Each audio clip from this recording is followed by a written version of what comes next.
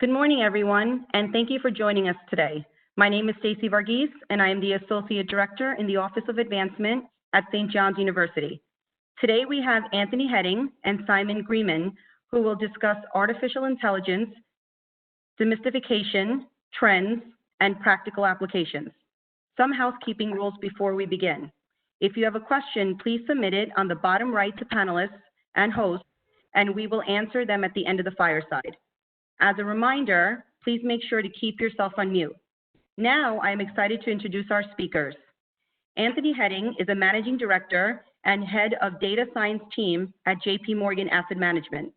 This group is involved in applying modern AI machine learning and big data technologies to all parts of JP Morgan's business.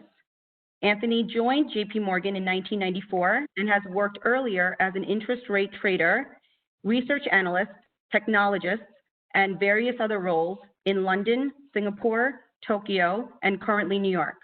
Before joining JP Morgan, he worked for the UK Ministry of Defense for 5 years, developing similar machine learning techniques to those used today. Simon Greenman is a co-founder and partner at Best Practice AI, where he advises corporates, startups, and investors on best practice in AI strategy, implementation, risk, and due diligence. He is a member of the World Economic Forum's Global AI Council. Simon has over 20 years of international digital transformation and innovation leadership experience, including co-founding MapQuest.com, the first online mapping brand. Simon chairs the Harvard Business School Alumni Angels of London, is an AI expert in residence at SceneCamp, and advisor at DN Capital.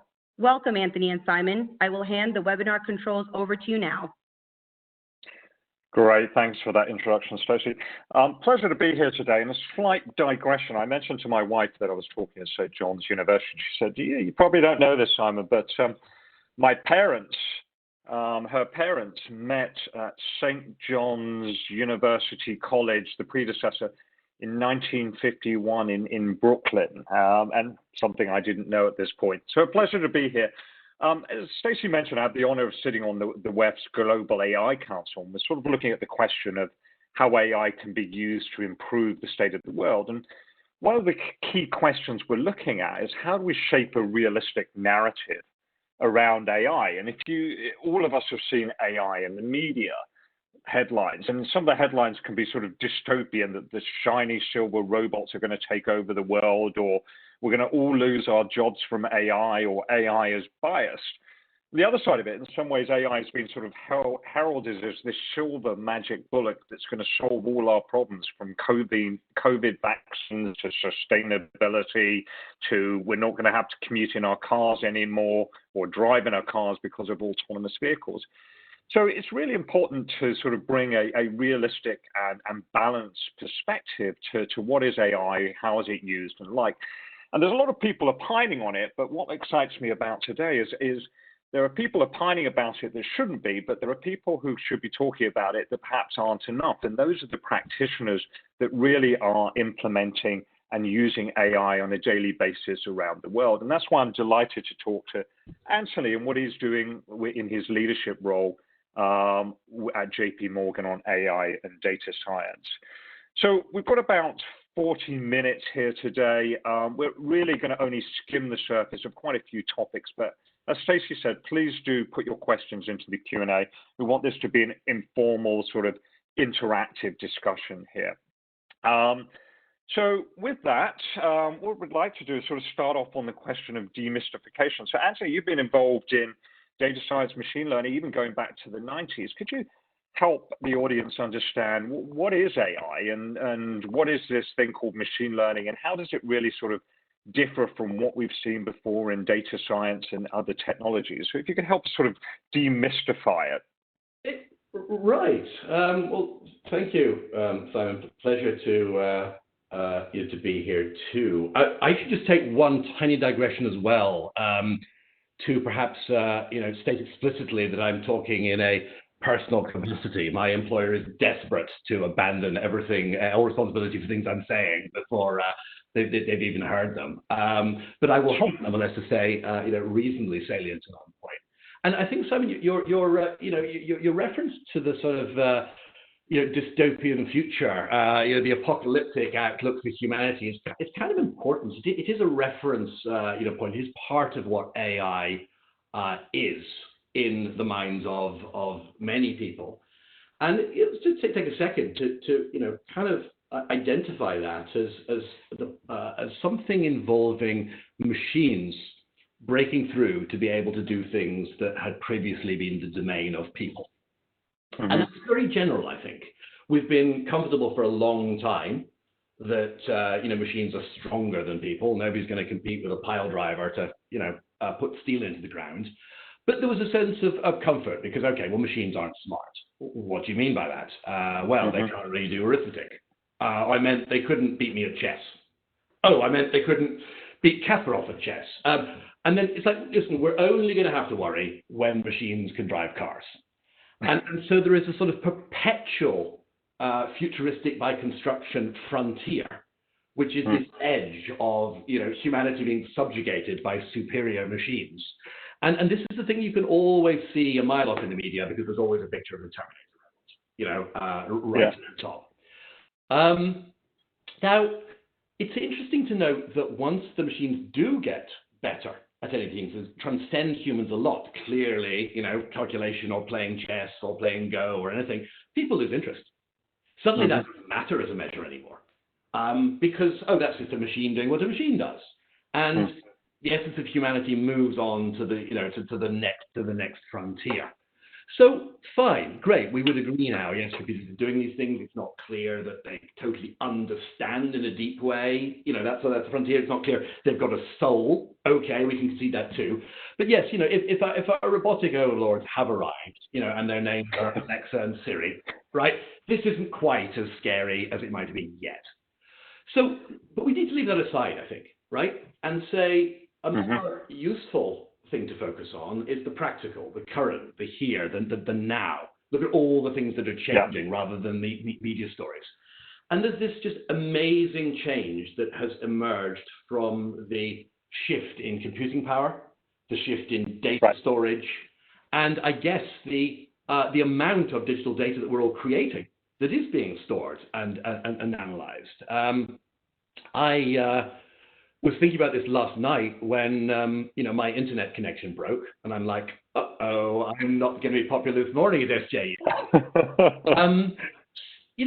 So what I did, obviously on my mobile phone that was still working, was got on Twitter and looked for spectrum outage.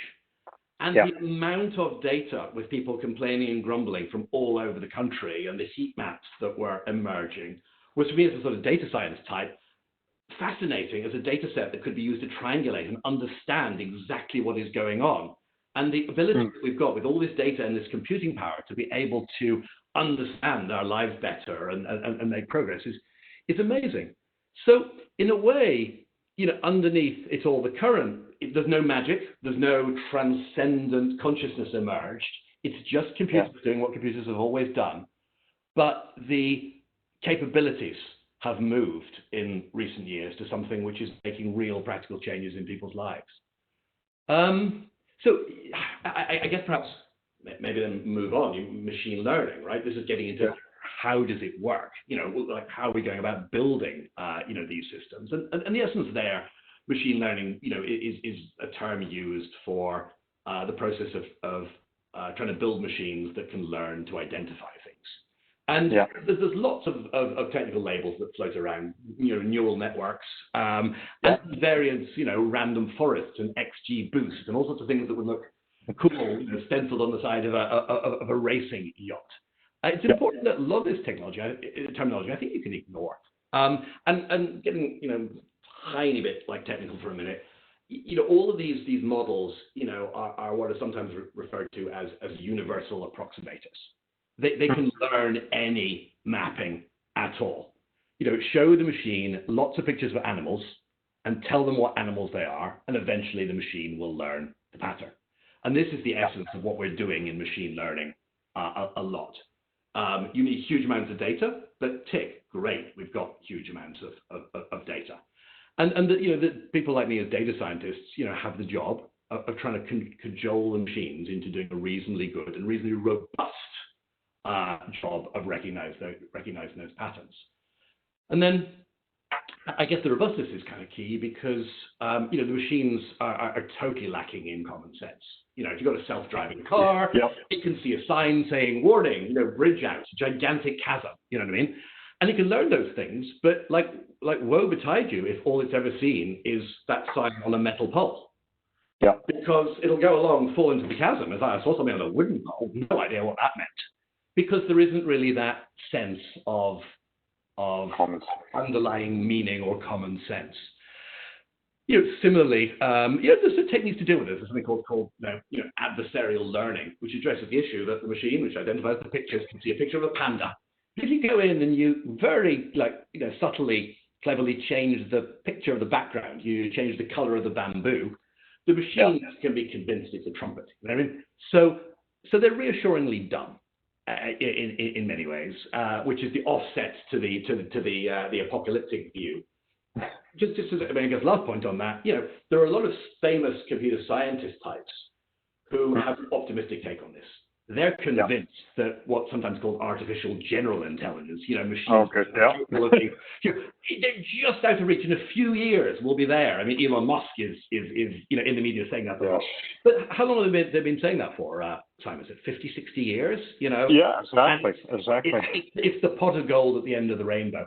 So I think what we're doing, here is recognizing that there has been a real shift in practical technology, which is transformative potentially for many, many parts of what we do. And it's an exciting thing to work on.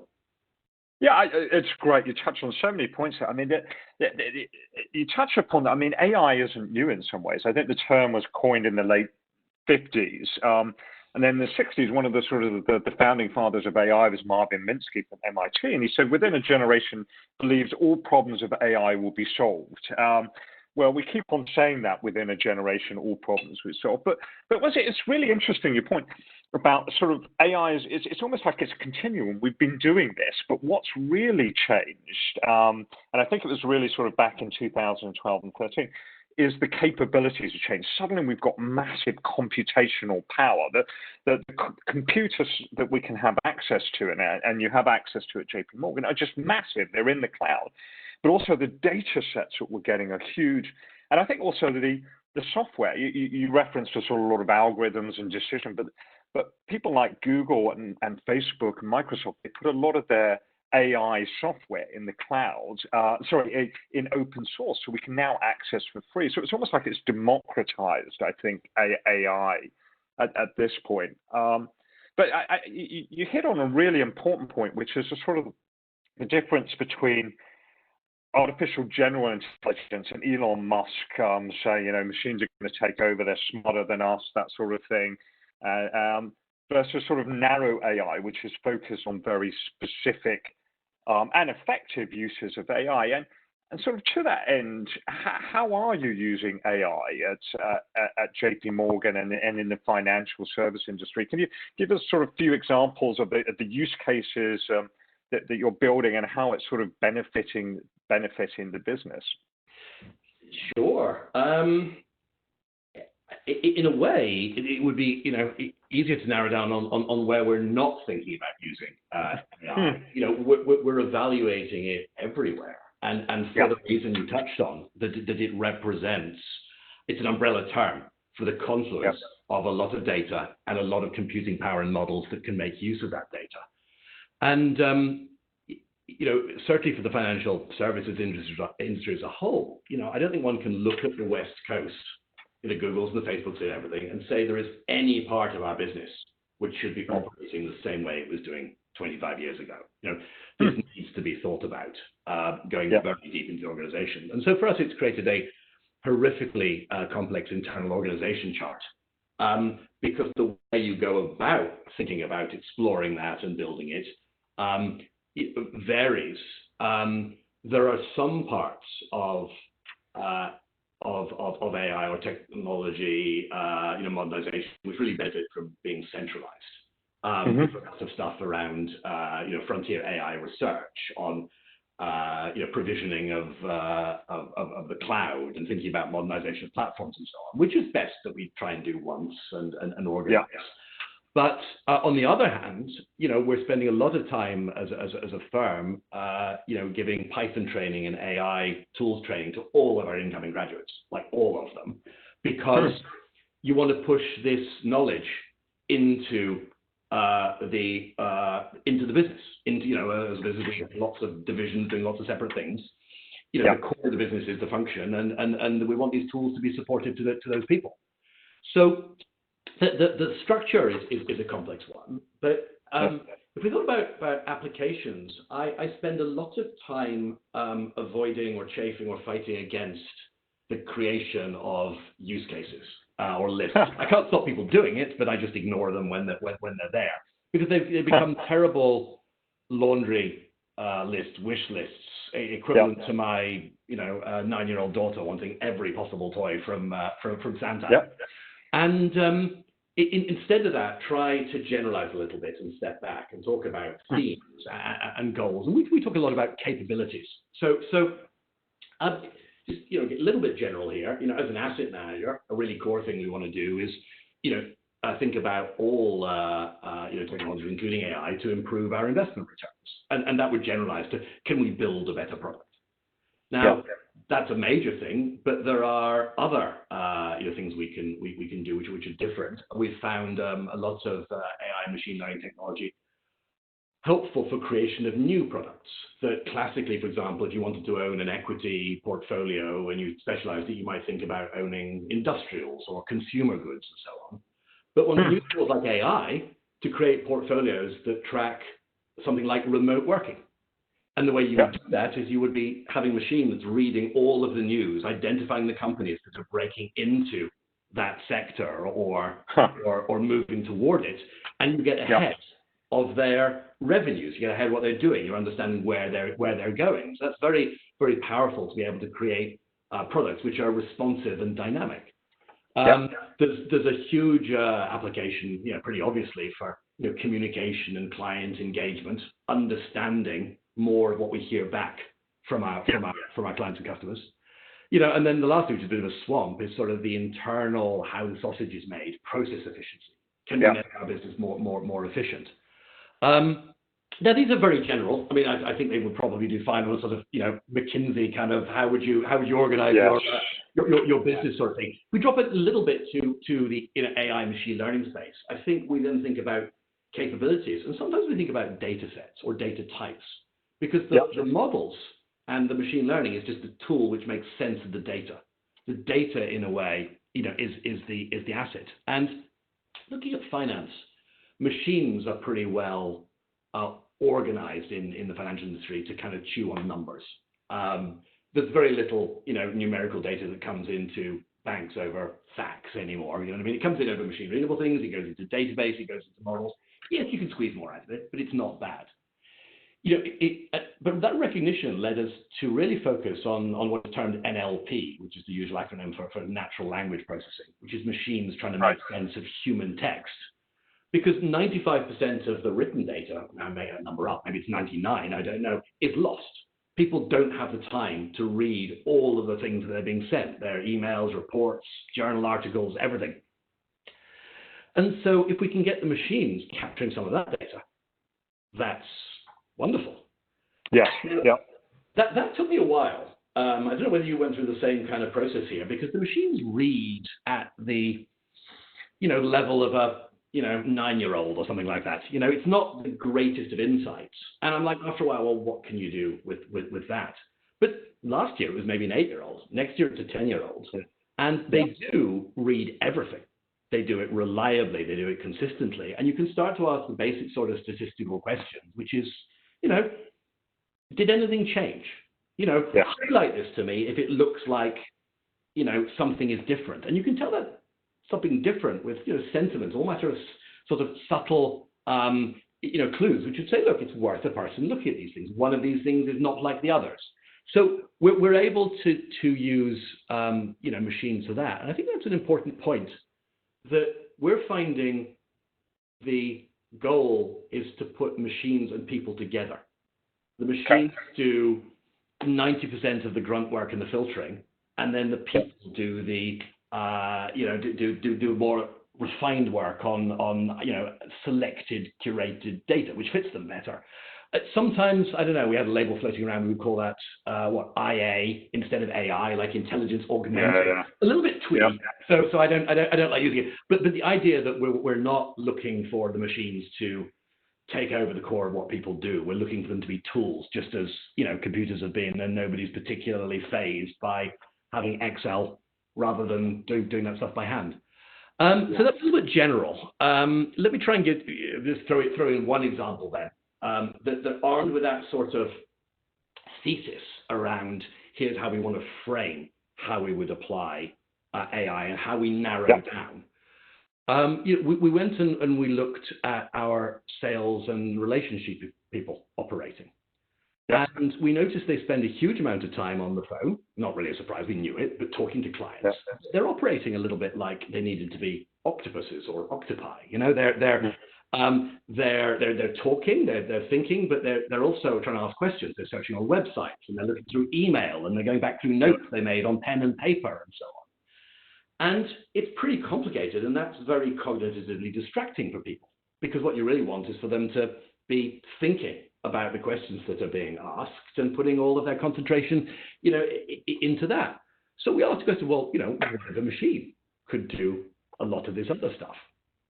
And we iterated around with various people internally and realized that if we put a little, machine tapped onto the phone as if it were a junior assistant type person, and that machine could be trained to recognize all of the keywords and mentions of all of the products and mentions of all of the questions. What do we think about Japanese GDP, or what's our outlook or thoughts on US inflation, or one of our competitive products has been talked about a lot. What do we think about that? The machine can recognize those words and just immediately put the relevant information directly onto our employees' screen, so they don't need to do any of that kind of stuff. And that's just a hybrid of man and machine. And I think we're very happy using the term AI to mean that kind of solution. The individual bits aren't necessarily magic. In fact, the most difficult bit was trying to get a good audio stream out of our ancient phone systems. But you really have, in totality, shifted the balance between what people are doing and what machines are doing. And machines are taking over tasks, which previously we'd have had to be giving to somebody as a kind of boring job to do. So that's sort of approach we take. Yeah, I like that. It's and you touch again on quite a lot of very important topics. I mean, one way I've heard AI described that I've liked, and I think it was Benedict Evans, actually a Brit in Silicon Valley, who was at Andreessen Horowitz, and he said AI is like having a sort of superpower of 1 million interns. And imagine those million interns could read all the documents and flag to you as the relationship manager the important information and tell you about the patterns and things like that. And I like that as a sort of an analogy or a metaphor, because it works well for vision as well. Imagine you had 1 million interns that can look at your production line and look at the widgets coming down and detect. So but it's an interesting concept that you can use AI really to sort of supplement, augment, and help you do your job better and catch up on the detail that perhaps you've missed and spot the patterns that you haven't seen before. Yep. And another thing, you went back to a really important point about use cases. When most organizations look at AI, they say, okay, let's have some use cases. And AI, as you pointed out, it's a general purpose technology. It's an enabling technology. It's almost another set of tools in your toolbox that you can apply it. So there are AI use cases in HR. Help me screen resumes quicker and better to find the right candidates. In sales and marketing, help me identify the best prospects who are going to convert, and help me identify those customers who are going to churn. And you keep going through departments. Customer service, let's do chatbots. And I was chatting with another bank, and they counted up the number of AI chatbot projects around their global organization. There were 42 separate non-coordinated chatbot projects. But as you say, it's almost like it's going to go everywhere in use cases. But you made an important point: is don't focus down on the use case. How do you get the organization to think more strategically about AI in many respects? Is that a part of the training program you're doing and the education program as part of your remit? Yes. It's a tricky question in many ways. Some part of it, I think, is to ensure that people find out the things that they need to find out, and that you ingrain the knowledge you need to do, but assume that the shift, therefore, is kind of collective. I think that I've seen problems where people try to rush ahead and ram in AI too fast, rather than letting the organization as a whole adapt to the need. And then, perhaps worth just highlighting on that, and that I'm very excited by all the technical details and so on, but most business people couldn't really give two hoots about that. They're much more concerned around the what does it mean for the business, and so that works well, but one needs to have the time, the knowledge, or whatever to work out how does one want to reshape the business in order to be able to get maximal use out of this. And so, in a way, the idea that if we went back to an example I just gave you there on the sales, voice assistant side, I mean, that came together very well, because the person who was running the division said, "Look, I'm sure there is something we can do differently here. I don't know what it is. This is horribly inefficient, and I want to change it." And that's the perfect mandate to go and say, "Well, look, here's some ideas. What do we think?" And move together. But the essence of, I think, why this is gathering momentum at the moment is it is a sort of collective recognition that AI is important. We saw a little flash in the pan with blockchain and so on last year, didn't we? Which thankfully, it's over. AI is going to last a little bit longer, but there is a sense that people are going, "Look, I've just come back from Davos, and everybody's saying AI is important, so we must collective kind of thing." And which case I can go, it's like, how much money do you need? And I go, well, great, you should ask. I hear, Goldman Sachs is building a Terminator robot, and then they're like, "Listen, forget the budget, as much as you need," because it's a theme, and it becomes a label for a recognition that the business can be transformed in powerful ways, and people are seeing this happening. So I mean, I have the luxury of, I think, working with some pretty smart people who can get their heads around what this means collectively. We come together, but certainly, you were talking about little isolated chatbots and things working in various places. I think organizations probably need to be careful around POCs and experiments and toys. I think they will disappoint in the end. It's a really important point. It comes to our next question, which is it's not clear in the media how much AI is real out there and going on. I mean, one level of reports survey I saw said that 70% of companies are doing AI at scale. If you talk to look at other surveys, the suggestion is that actually there's a lot of proof of concepts going on in experimentation, but AI hasn't actually sort of made it into the mainstream of production yet. Excuse me. So I was just wondering, from your perspective, how do you think about how do you make AI real in the production business environment, and what have you learned as to sort of the best practices of getting it out of sort of proof of concept into the wider environment, and what have been the challenges sort of along the way? Obviously a deep question I think about a lot. I'm not sure I've got the perfect answer on it at all. Maybe starting with your point about the fluidity of the numbers around AI. because one gets back to this question of definition, and if you deploy a chatbot, but you just unwrap one from the internet, turn it on, and throw it on, is that deploying AI? You didn't really do anything smart. Yeah. A lot of this comes back to data, and sitting in a huge institution as I do, you're very aware of the range of data. But one particular axis that's super important is how public and how widely shared is the data.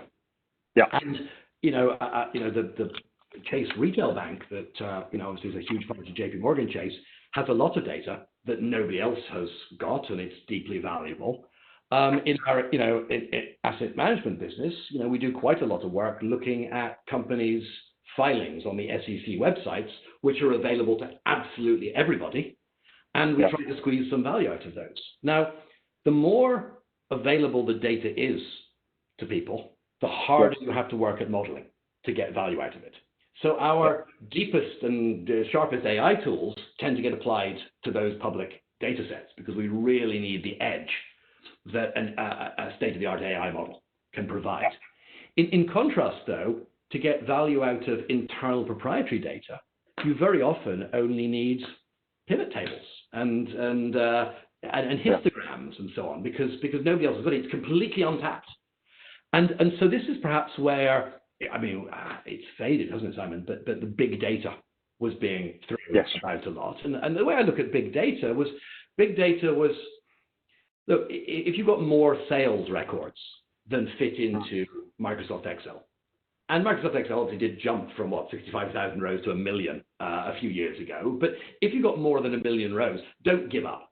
You know what I mean? Yeah. Because you can have technology that will pivot and organize and show you what's going on. But you don't need a machine learning model to tell you that one of your products has been a huge seller in Florida or something. You simply need to get a grip on the data. So we try to take the approach, sort of Occam's razor idea, of applying the least complex model you can, the simplest model that gets the job done. Sometimes those are AI, sometimes they're not. But the mindset is one that recognizes that a system can be providing insights regardless of the complexity of the underlying technology. So I mentioned, getting this stuff into practice or deployed. Well, I think that makes sense. I mean, the joke is 80% of your AI project is actually data wrangling, getting the data out of the databases, labeling it, stitching it together, and then you look at the data and it's missing fields, it's not quality. So that makes a lot of sense. And obviously, other challenges that we hear are things like, do you have the right engineering skills, the right data science skills, and things like that? So I don't know if you've run into any other sort of big learnings in terms of how you put your AI into production. Oh, I think those things are absolutely key. I mean, one looks at problems doing this, stuff. They go in multiple layers. I mean, I guess we touched on a little bit before, but the first thing you need to think about really is the cultural environment that you're doing this in, the people. You know what I mean? Because the machines do exactly what you tell them. The people have got to be ready to adapt and make room for the machines, and they don't really necessarily always like change. So it's got to be something which is a positive experience, for everyone, and therefore you get that engagement. And that engagement is really important to point out where there are problems. And so once you get that sorted, you get onto the sort of practical issues that you're mentioning here, all of which really, point to this just need to get foundations right. And the idea, on focusing on the data, as you mentioned, is exactly right. Using poor quality data is about the worst thing you can do here. I mean, there's obviously the classic sort of garbage in, garbage out,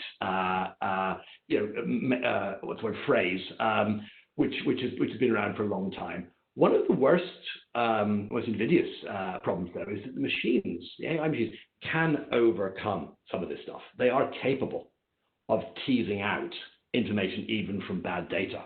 But it's a terribly bad idea because you're putting all of your work into that rather than the higher level insights. If you've got a website and you see Yes. the clicks, but you don't actually link them all together, Yes. then you end up having to do an awful lot of work to try to work out which sequence of clicks is the right thing, instead of putting that modeling power, higher up. And so there's real value in avoiding Sudoku puzzles, crossword puzzles, having the machine complete data that you could just do yourself. And legacy technology gets into the way. I always think some of the technologists learn their trade from garage mechanics. Going, fixing the session tracking. It's expensive, and so, okay, great. We'll get our AI machine guys to do it. Right. Getting the best data you can is a really good starting point. And then you move down the infrastructure stack, don't you? Which is that you need a platform to run that on. And then the right way to do that is absolutely in the cloud. It's absolutely using, as you mentioned earlier, the free, the toolkits that are available from Amazon and Google and Facebook. And this is something which is a definite mental challenge for particularly banks, who got very used in the 1990s to the idea that code was their IP. Derivatives pricing, the implementation of the formulae. When I started, I think my maths in JP Morgan was written in red ink on pink paper so that it couldn't be photocopied. And then the code, goodness me, armed guards and Dobermans. But the West Coast doesn't compete on code. Yeah. It competes on data. And the code is a shared asset for everyone. And so when you look at not only saying abstractly computing is available and the code is available and everything, it's actually concretely available. You just sign up, you press a button, you can set up a model. That stuff's not easy for organizations. Yeah, I'm with you. I agree. I mean, a real I'm just doing a bit of a time check here. The data is actually a key IP and asset here, and those that have the best data in some ways can create the best models, the best algorithms, create the best benefit from AI. But just doing a time check, we've got about 10 minutes, just under 10 minutes left. We are actually getting some questions in, but before we go to the questions, actually.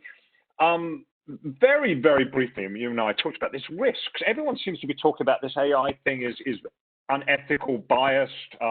There's lots of stuff. There's lots of headlines about Amazon trained its HR system on historic resumes of those that it hired, and guess what? The AI system ended up recommending what they've always done, which is engineers tend to be 20-something males of probably an Asian or unfortunately Caucasian bent. So very, very briefly, how do you think about AI risks in your world, and are they real?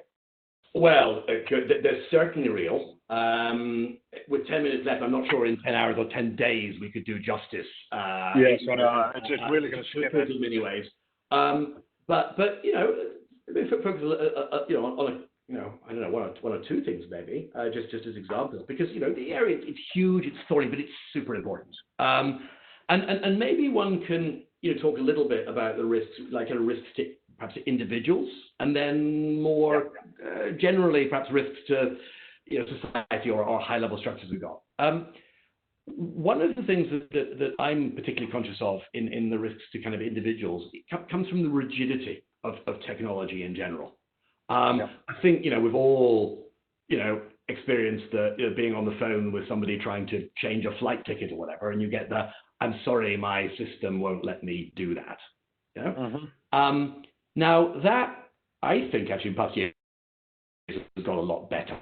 You tend to find that people are empowered more, but AI risks making that worse again because the machine decided in some terrible way of its own, and this is very much the 2001 Hal Kubrick kind of thing. And so one of the things which is really a focus, for us is termed explainability.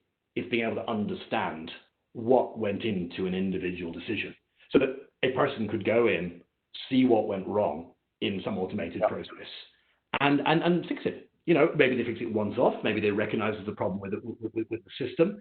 But the essence, I think, is equitability, keeping things fair, or certainly not having the rigidity make things less fair. As part of a bank, fairness in consumer lending, right, is recognized as a critical issue. There's tons of focus and regulation about it. But I think, as you mentioned, it goes across the board. It goes much broader than that. You mentioned hiring. And then there's always the media classic, the TSA no-fly list, where I think we take some comfort from the idea that you get stuck on that. It's just a bureaucratic process had gone wrong and somebody lost a bit of paper and it's an error that could be corrected. If it were an impenetrable machine doing that, then you have real risks of unfairness to people. And then when unfairness to people kind of builds up, I mean, it's bad on an individual basis, but you then get political risk, you get, unrest, and if the Davos people, refer to this as the fourth industrial revolution. Well, we need to remember the Luddites in 1820 smashing up the cops in Lancashire. It's I think key to realize that that these things matter, and the scale at which AI is impacting things. I mean, this could be kind of big. And then I don't know, on we could go. Perhaps like I was saying, I tend to think that from sort of company or corporate risks, my own personal view is that those are less important directly. That it's more important to think about the wider society, to think about the individual, and to recognize that a lot of the regulation and the rules that we're grounded in, maybe they need refined and fixed, but they're trying to address these fundamental points. And AI is just another technology. We've seen technology before, and there's a lot of structure in society which is designed to try to keep things balanced. I think that's right.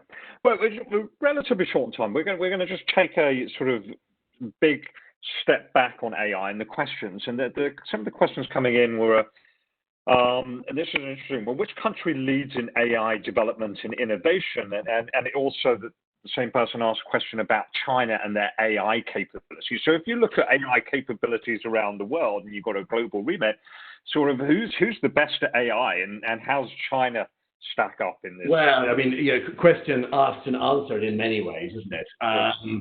I think that China is doing amazing things, and it is closer to edges that in the West we would consider scary or worrying from a societal perspective. From a Chinese perspective, perhaps less so. And so, I wouldn't want to make sort of solipsistic judgments here, but technically, there's a degree of equivalence. I think that the US has an amazing, deep, rich ecosystem, and will make breakthroughs in different ways. I wouldn't call it at this point particularly, but I also think that some of the concepts and the breakthroughs are significantly shared in a way that, let's say, academics or mathematics or whatever, for hundreds of years, knowledge was kind of global, and it's not protected in the same way, perhaps, that became the norm in the latter half of the 20th century. So you just get into perhaps application being kind of key. And what was one reading that with the COVID here, maybe that's the final death knell for banknotes at all in China, because the total mobile payments and move everything digital, and that facilitates different kinds of evolution, I guess, of the economy as a whole. But at the same time, the sort of burst of creativity that we had over here with remote working and so on indicates you wouldn't count out the US at all. Europe remains, I think, challenging because the EU is a marvelous machine in many ways. It's not perhaps the best at getting return on investment in the directed way that we want. That wasn't the play for the long term. Back when BBN and so on were inventing the internet, and all the spin-offs from NASA were appeared. There wasn't a direct commercial focus to those. So it's too early to say. I think this is a joint human I think that's fair. And if you don't mind, we're going to run just 2 or 3 minutes over here. And a great answer from Anthony. If you're interested in this question, there's a book actually by the co-chair of the World Economic Forum's Global AI Council by Dr. Kai-Fu Lee called AI Superpowers. And he goes into very deep arguments on really there's three sort of continents of AI. Chinese AI with massive data applied. A Chinese regulatory environment allows more of a surveillance, so the massive application of facial recognition technology. US is fantastic and always been the hotbed of R&D innovation. And Europe has more of a, let's say, a people-focused ethical AI. So these sort of 3 camps. And there's a question mark who's going to win, and it's positioned as a race. And there's one company in China that not many have heard of, Anthony will, Ant Financial, which is just one of these amazing companies. They have 900 million monthly users. It's in mobile payments, money market, valuation of 150 billion, and they are tiny in terms of their number of employees, 9,000 employees for such a large financial services company. And they have had the ability to build without a legacy foundation from the ground up data, AI, technology, and they've built this really interesting financial company that we'll all be hearing more about. And then finally, just the last question, which industry you think will be impacted by AI positively and negatively?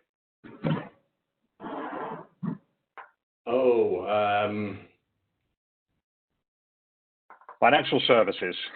Yeah, well, I think that over time, the definition and the boundaries of the industries will change.